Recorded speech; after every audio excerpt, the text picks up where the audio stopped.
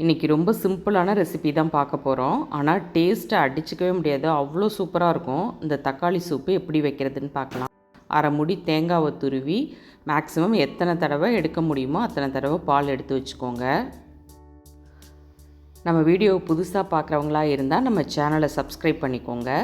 உங்கள் family and ஃப்ரெண்ட்ஸுக்கும் இந்த வீடியோவை கண்டிப்பாக ஷேர் பண்ணிவிடுங்க. 2-3 தடவை தண்ணி சேர்த்து நல்லா சுத்தமாக தேங்காவை பிழிஞ்சு எடுத்தாச்சு. இதை அப்படியே வச்சுருங்க. இப்போது அதே பாத்திரத்துலேயே நம்ம தக்காளி சூப்புக்கு என்னென்ன சேர்க்க போகிறோங்கிறத பார்க்கலாம். 4-5 தக்காளி நல்லா பழுத்த தக்காளியாக சேர்த்துக்கோங்க. அது கூட 2 பச்சை மிளகாய், சின்ன வெங்காயம் ஒரு 10-15 வெங்காயத்தை கட் பண்ணி சேர்த்துக்கோங்க. கொஞ்சமாக கல் உப்பும் சேர்த்துக்கோங்க. இது கூட 1 டீஸ்பூன் மஞ்சள் தூளும் சேர்த்துக்கோங்க. அரிசி கழுவுற முதல் தண்ணியை விட்டுட்டு 2வது தண்ணியை தான் இப்போ எடுத்திருக்கேன். அதை சேர்த்து தான் பண்ணணும். அப்போ தான் நல்ல டேஸ்ட்டாக இருக்கும் சூப்பு. நல்லா கையாலேயே தக்காளியை மசிச்சு விடுங்க. நல்ல பழுத்த தக்காளியாக இருந்தால் இதுக்கு ரொம்ப நல்லாயிருக்கும். கையால் தான் இதை மசிச்சு விடணும். நீங்கள் கரண்டியால் பண்ணிங்கன்னா இது அந்தளவுக்கு சரியாக வராது. கையாலேயே நல்லா எல்லா தக்காளியையும் மசிச்சு விட்டுக்கோங்க.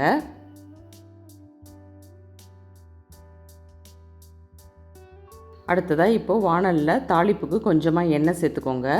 2 பிரியாணி இலை, ஒரு துண்டு பட்டை, 2 லவங்கம் சேர்த்து ஒரு 5-6 சின்ன வெங்காயத்தை கட் பண்ணி சேர்த்து நல்லா வதக்கிக்கோங்க. 7-8 பல் பூண்டை நல்லா இடித்து வச்சுக்கோங்க. இடித்த பூண்டை இது கூட சேர்த்து நல்லா வதக்கிக்கலாம். வாசனைக்கு கொஞ்சமாக கருவேப்பிலையும் சேர்த்துக்கோங்க.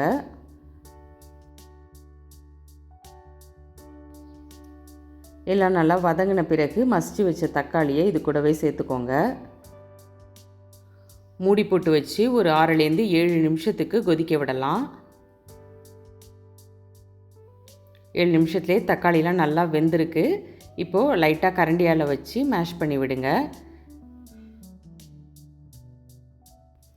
இதுக்கு நல்லா காரசாரமாக வறுவலோ இல்லை கருவாடு தொக்கு, மீன் வறுவல்னு வச்சு சாப்பிட்டா செம்மையாக இருக்கும். ட்ரை பண்ணி பாருங்கள். கடைசியாக நம்ம எடுத்த தேங்காய் பாலை இது கூட ஆட் பண்ணிக்கலாம். தேங்காய் பால் சேர்த்து லேசாக கொதி வந்ததும் உப்பு கரெக்டாக இருக்கான்னு செக் பண்ணி பார்த்துட்டு கடைசியாக கொத்தமல்லி தழை தூவி இறக்கிக்கலாம். செம்ம டேஸ்டான தக்காளி சூப் ரெடி. ட்ரை பண்ணி பார்த்துட்டு எப்படி இருந்ததுங்கிறத கமெண்ட்ஸில் கண்டிப்பாக ஷேர் பண்ணுங்கள். தேங்க்யூ.